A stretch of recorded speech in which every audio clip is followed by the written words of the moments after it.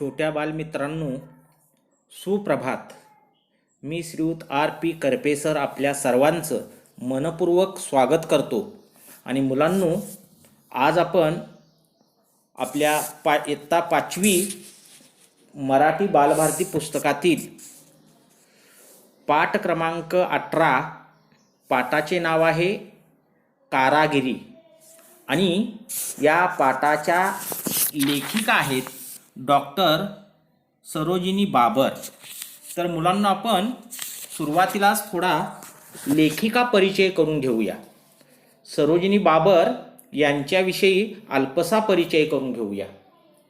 मुलांनो, सरोजिनी बाबर यांचा जन्म 7 जानेवारी 1920 रोजी झालेला होता. आणि मुलांनो, त्यांचा मृत्यू 20 एप्रिल 2008 साली झालेला आहे. लोककला व लोकसंस्कृती या विषयावर लिहिणाऱ्या नावाजलेल्या मराठी लेखिका होत्या.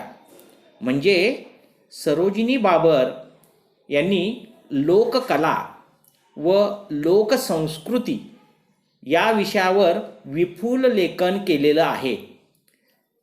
त्यांच्या वडिलांचं नाव कृबा बाबर, त्यांना अण्णा म्हणत, ते सुद्धा लेखक होते. मुलांनो, त्यांचा जन्म विशेष म्हणजे आपल्या सांगली जिल्ह्यातील वाळवा तालुक्यातील बागणी या ठिकाणी झालेला आहे.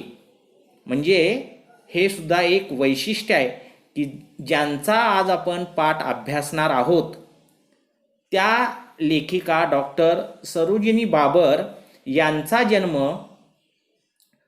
वाळव्या तालुक्यातील बागणी, म्हणजे आपण कोल्हापूरला जात असताना आष्टा ओलांडून पुढे गेलो की आपल्याला बागणी हे गाव लागतं, त्या ठिकाणी त्यांचा जन्म झालेला होता. आणि त्यांचा मृत्यू मात्र मुलांनो पुणे या ठिकाणी झालेला आहे. त्यांनी अनेक कादंबऱ्या लिहिलेल्या आहेत, अनेक कविता लिहिलेल्या आहेत. त्याचबरोबर लोकसंस्कृती, लोकगीते त्यांनी विपुल प्रमाणात लिहिलेली आहेत. त्यांचं जर शिक्षण मुलांनो बघितलं तर त्यांचं शालेय शिक्षण जे आहे ते बागणी या गावी झालेलं होतं. आणि त्यांचं माध्यमिक शिक्षण इस्लामपुरात झालेलं होतं.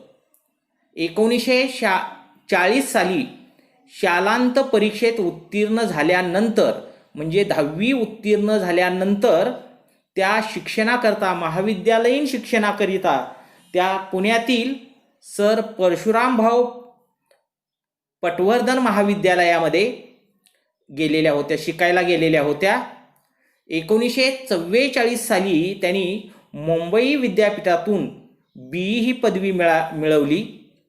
त्यानंतर त्या पुढे MA व PhD या पदव्याही त्यांनी धारण केल्या. त्याचबरोबर मुलांनो, त्यांनी स्वातंत्र्यपूर्व काळात स्वातंत्र्य चळवळीमध्ये सुद्धा सहभाग घेतलेला होता. त्याचबरोबर महाराष्ट्रातील लोकसंस्कृतीचा प्रगाढ अभ्यास त्यांनी केला.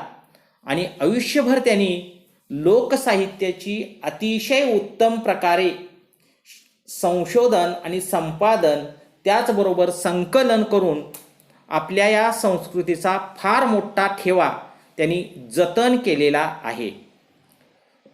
डॉक्टर सरोजिनी बाबर या महाराष्ट्र विधानसभेवर 1952 ते 57 आणि महाराष्ट्र विधान परिषदेवर 1964 ते 1966 या कालावधीमध्ये त्या गेलेल्या होत्या. राज्यसभेवर सुद्धा मुलांनो त्या 1968 ते 1974 या दरम्यान त्या राज्यसभेच्या सदस्य होत्या. अशा रीतीनं एका लोकसंस्कृती जपणाऱ्या, त्याचबरोबर लोककलेची कदर करणाऱ्या साहित्यिका, राजकारणी, त्यांचा आपण इथं सविस्तर त्यांनी लिहिलेल्या कारागिरी या पाठाचा अभ्यास करणार आहोत. तर मुलांनो, चला तर प्रथम मी या पाठाचं प्रकट वाचन करतो. तुम्ही तुमचं लक्ष तुमच्यासमोर पुस्तक ठेवा आणि त्या पुस्तकामध्ये द्या. चला तर मी प्रकट वाचन करतोय. मला आठवतं, लहानपणी मी नेहमी आमच्या आजोळ घरच्या शेजारच्या कुंभारवाड्यात जायची. तिथं एका फिरत्या चाकावर मातीचा गोळा ठेवला की कुंभाराच्या हाताच्या चपळाईनं लहान मोठी मातीची भांडी तयार व्हायची. फार गंमत वाटायची बघताना. आमच्या घरी त्यावेळी मातीचीच भांडी असायची. स्वयंपाकाला मोगा, डेरा, घट, तरळ, टिंगाणी, गाडगी असलं हर घडी लागणारं काय काय असायचं. शेगड्या, चुली पण मातीच्याच बनवायच्या. खेळायला बुंडुकली, पुजायला बैल आणि गणपती, मुखवटे, नक्षीची कमान असलं बरंचसंच तिथं तयार व्हायचं. कुंभार हा निर्मितीचा धनी. त्याची ही कलाकुसर पिढ्यानपिढ्याची, हर घडी लागणारी, धार्मिक कार्यासाठी उपयोगी पडणारी. आमच्या घरी आजी आजोबांचा हात या कामी थोडाफार बसलेला. नागपंचमीला ते चिखलाचा नाग तयार करून ताटलीत मांडायचे. बेंद्राला बैल तयार करून फळकुटावर ठेवायचे. लय गंमत. वडील माणसाच्या हाताखाली असल्यावर मग कधीमधी आमचा पण हात कोणता तरी एक काम करायला वळवळायचा. आमच्या शेजारी जिनगराचं घर. तिथं पातळ, गुलाबी, रंगीत, चिरमुऱ्या कागदात गुंडाळलेला, सोनेरी नक्षीतला आणि झिगानं चकाकतेल्या शेंडीचा नारळ तयार झाला की बघताना तानभूक हरपून जायची. लाकडी चौकोनातल्या काड्यांनी जुळवलेली दारावरची झगमगती तोरणं अन लग्नाच्या वरातीतल्या नक्षत्रमाला पाहिल्या म्हणजे तासन तास बघत राहावंसं वाटायचं. जिनगरांचा मामा लय कसबी माणूस. पाळण्यावरच्या खेळण्यासाठी रागोमैना तयार अशा करायचा की खऱ्या खोट्यातली फसगत व्हावी. खेळण्यावर चमचमणाऱ्या चंद्र चांदण्यांची शोभा तर अशी भुलवणारी की काय सांगावं. खेळणी तयार करायला बुरडाच्या कामट्या आणाव्या लागायच्या. तर मुलांनो, इथंपर्यंत आपण या पाठाचा अभ्यास करूया. मुलांनो, पूर्वी 12 बलुतीदार पद्धती होती आणि विशेष म्हणजे खेडी स्वयंपूर्ण होती. तुम्ही म्हणणार खेडी स्वयंपूर्ण होती म्हणजे काय? तर मुलांनो, इंग्रज भारतात येण्यापूर्वी आणि इंग्रज भारतात आल्यानंतर सुद्धा, म्हणजे आपण पारतंत्र्यामध्ये असताना सुद्धा आपली खेडी स्वयंपूर्ण होती. म्हणजेच खेड्यातल्या खेड्यामध्ये सगळ्या वस्तू गावातल्या गावात तयार केल्या जात होत्या. उदाहरणार्थ, कुंभाराच्या घरी मातीची भांडी तयार केली जायची. त्यानंतर वेगवेगळी कापडं, म्हणजे आज आपण जे हातमागावर कापड म्हणतो ते गावातल्या गावात विणलं जात होतं. त्याचबरोबर लागणारे सगळे दोरखंड वगैरे गावातल्या गावात तयार केले जात होते. जवळपास सर्व वस्तू गावातल्या गावात आणि गावातलेच कारागीर तयार करायचे. मुलांनो, आज हे चित्र आपल्याला बघायला मिळत नाही. पूर्वीचं गावखेडं कसं होतं हे जर मुलांनो तुम्हाला बघायचं असेल ना, तर आजही आपल्याला ते गावखेडं बघता येईल, पण ते चित्र स्वरूपात बघता येईल किंवा त्या खेड्याची प्रतिकृती कशी तयार केलेली आहे, पूर्वीची खेडी कशी होती, अनेक जाती धर्माचे पंथांचे लोक एकाच गावकुशीमध्ये एकाच गावामध्ये आनंदानं कसे राहत होते हे जर तुम्हाला बघायचं असेल तर तेही तुम्ही प्रत्यक्ष त्या खेड्याची प्रतिकृती कशी होती हे जाऊन बघू शकता. तर मुलांनो, आपल्याला कोल्हापूर जिल्हा माहीत आहे आणि या कोल्हापूर जिल्ह्यातील जे कण्हेरी मठ जो आहे, या कण्हेरी मठामध्ये पूर्वीची गाव प्रतिकृती तयार केलेली आहे. तुम्ही कण्हेरी मठाला भेट दिल्यानंतर मुलांनो तुम्हाला कण्हेरी मठामध्ये पूर्वीचं गावखेडं कसं होतं याचं थोडंसं दर्शन घडू शकतं. तर मुलांनो, पूर्वी गावामध्ये अनेक कारागीर होते. लोहार होते, कुंभार होते, शिंपी होते, कोळी होते, साळी होते आणि हे सगळेजण प्रत्येकजण काय ना काय करायचे. आता आपल्याला माहीत आहे की लोहाराकडे सगळं लोखंडी काम केलं जाते. मग ते खुरपी असतील, बेडगी असतील, कुदळ असेल, पहार असेल, टिकाव असेल, म्हणजे शेती कामाला लागणारं सगळं काम हा कुंभार करायचा, लोहार करायचा. मातीचं सगळं काम, मातीपासून भांडी तयार करण्याचं काम कुंभार करायचा. लाकडापासून वेगवेगळ्या वस्तू तयार करण्याचं काम सुतार करायचा. त्याचबरोबर कापड विणण्याचं काम तो विणकर करत असे. त्याचबरोबर वेगवेगळ्या आणखी काही वस्तू लागणाऱ्या वस्तू त्या गावातले कारागीर तयार करत होते. म्हणजे थोडक्यात काय, तर पूर्वी गावामध्ये सगळ्या वस्तू गावातल्या गावात तयार होत होत्या आणि त्याची देवाणघेवाण गावातल्या गावात होत होती. म्हणजेच गावं स्वयंपूर्ण होती. आता लेखिका म्हणतात, मला आठवतं लहानपणी मी नेहमी आमच्या आजोळ घरच्या शेजारच्या कुंभारवाड्यात जायची. पूर्वी मुलं सुट्ट्या लागल्या म्हटलं की शाळेच्या उन्हाळ सुट्टीमध्ये आणि दीपावली सुट्टीमध्ये प्रत्येक मूल आपल्या आजोळी जात असे, मामाच्या गावी जात असे. तशा लेखिका त्यांच्या आजोळ घरच्या शेजारच्या कुंभारवाड्यात जायच्या. लेखिकांचं आजोळ जिथं होतं तिथंच जवळ कुंभारवाडा होता आणि त्या कुंभारवाड्यात गेल्यानंतर त्या ठिकाणी लेखिकेला कोणतं चित्र बघायला मिळायचं, तर तिथं एका फिरत्या चाकावर मातीचा गोळा ठेवलेला असायचा आणि तो कुंभार त्याच्या हाताच्या चपळाईनं त्या मातीच्या गोळ्याला वेगवेगळे आकार देऊन मातीची भांडी तयार करत असे. आणि लेखिका म्हणते ते बघितल्यानंतर कुंभार जो मातीच्या गोळ्याला आकार देऊन भांडी तयार करायचा ते पाहिल्यानंतर खूप गंमत वाटायची. मुलांनो, आज हे चित्र आपल्याला फारसं बघायला मिळत नाही. जरी गावामध्ये कुंभार समाजाचे लोक असले तरी हा व्यवसाय करत असतीलच असं नाही. म्हणजे हा व्यवसाय आपल्याला फारसा गावात बघायला मिळत नाही. आता वेगवेगळ्या मशीन आलेल्या आहेत, मशिनरी आलेल्या आहेत, त्या मशीनच्या साहाय्यानं हे सगळं केलं जातंय. पण पूर्वी मात्र मुलांनो, या कुंभाराच्या घरी काय काय तयार व्हायचं बघा.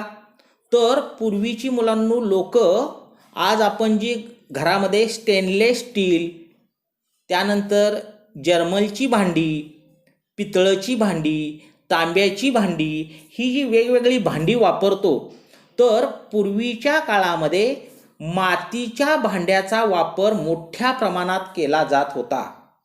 आणि मग ते स्वयंपाकाला सुद्धा, स्वयंपाक खरा शब्द आहे मुलांनो, स्वयंपाक. म्हणजे इथं लेखिका म्हणते स्वयंपाकाला सुद्धा, म्हणजे हा ग्रामीण शब्द आहे स्वयंपाक, पण खरा तो शब्द आहे स्वयंपाक. स्वतः बनवलेलं अन्न त्याला म्हणायचं स्वयंपाक. तर स्वयंपाकाला सुद्धा मुलांनो मोगा, डेरा, घट, तरळ, टिंगाणी, गाडगी, आता मुलांनो ही सगळी मातीच्या भांड्यांची नावं आहेत बरं का. वेगवेगळ्या आकाराची मातीची भांडी तयार केलेली ही सगळी नावं आहेत.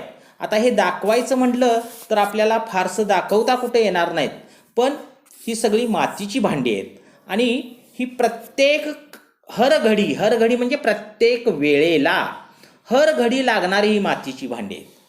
पूर्वी घरामध्ये शेगड्या असायच्या, चुली असायच्या, त्या पण मातीच्याच. आज आपल्याकडे प्रत्येकाच्या घरोघरी गॅस सिलेंडर आहेत. आपण सगळा आपला स्वयंपाक हा गॅसवरती तयार करतो, पण पूर्वी मुलांनो चुलीवरती हे सगळं बनवलं जात होतं. त्यानंतर संक्रांतीला पूजली जाणारी लहानशी, त्याला आपण बोळकी पण म्हणतो, बिंडुकली पण म्हणतो.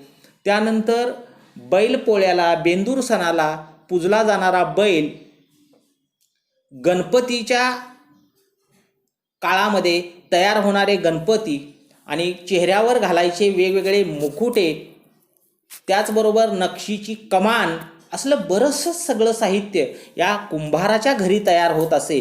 आणि कुंभार हा निर्मितीचा धनी, म्हणजे तयार करणारा मालक. त्याची ही कलाकुसर पिढ्यानपिढ्याची. आता मुलांनो यासाठी कुंभार कुठं प्रशिक्षण घेत नव्हता, पण त्याच्या घरामध्ये हा सगळा व्यवसाय चालायचा. त्याची लहान लेकरं, त्याची लहान मुलं हे व्यवसाय बघायचे, ते पण करण्याचा प्रयत्न करायचा आणि त्यांना ही कला अवगत व्हायची. आणि हर घडी लागणारं, आता आपल्याला माहीत आहे की धार्मिक कामामध्ये सुद्धा मडकं लागतं. मग मुलांनो अगदी शुभ कामापासून ते अशुभ कामापर्यंत, तुम्ही म्हणणार शुभ कामापासून म्हणजे वेगवेगळ्या ज्या आपल्या शुभ पूजाविधी असतात, घरामध्ये वेगवेगळ्या ज्या पूजाविधी असतात, त्या पूजाविधीला सुद्धा मातीचं मडकं लागतं. आणि माणसाचा शेवट झाल्यानंतर, माणसाचा श्वास बंद झाल्यानंतर, म्हणजेच माणूस मरण पावल्यानंतर त्याची जी शिकाळ धरली जाते त्याला सुद्धा मातीचं मडकं लागतं. म्हणजे शुभ कामापासून ते अशुभ कामापर्यंत ही सगळी धार्मिक कामं आहेत. या धार्मिक कामासाठी मडक्यांची गरज भासत असे. आणि आमच्या घरी आजी आजोबांचा हात या कामी थोडाफार बसलेला. लेखिका म्हणते आमच्या घरी आजी आजोबांचा हात या कामी थोडाफार बसलेला. तर मुलांनो अशा पद्धतीनं म्हणजे लेखिकेचे आजी आजोबासुद्धा ते या कामामध्ये पटायत होते. नागपंचमीला आपणाला माहीत आहे, आपल्या घरी आपण नागपंचमीला चिखलाचा नाग तयार करतो, तो ताटलीमध्ये ठेवतो, त्याची पूजा करतो. त्याचबरोबर बेंद्राला बैल तयार करून तो फळकुटावर ठेवतो. आणि ती सुद्धा एक गंमत मुलांच्यासाठी फार गंमत असायची.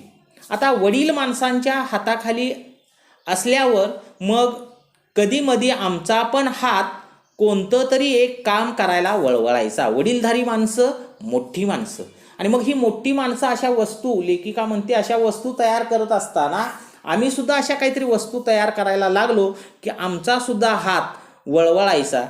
आमच्या शेजारी जिनगराचं घर होतं आणि मग तिथं पातळ गुलाबी रंगीत चिरमुऱ्या कागदात गुंडाळलेला सोनेरी नक्षीतला आणि झिगानं चकाकतेल्या शेंडीचा नारळ.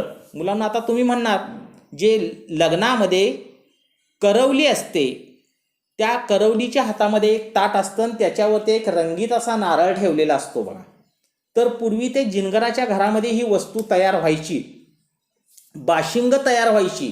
आणि हे सगळं बघत असताना, ही नक्षीकाम बघत असताना लेखिका म्हणते तहानभूक हरवून.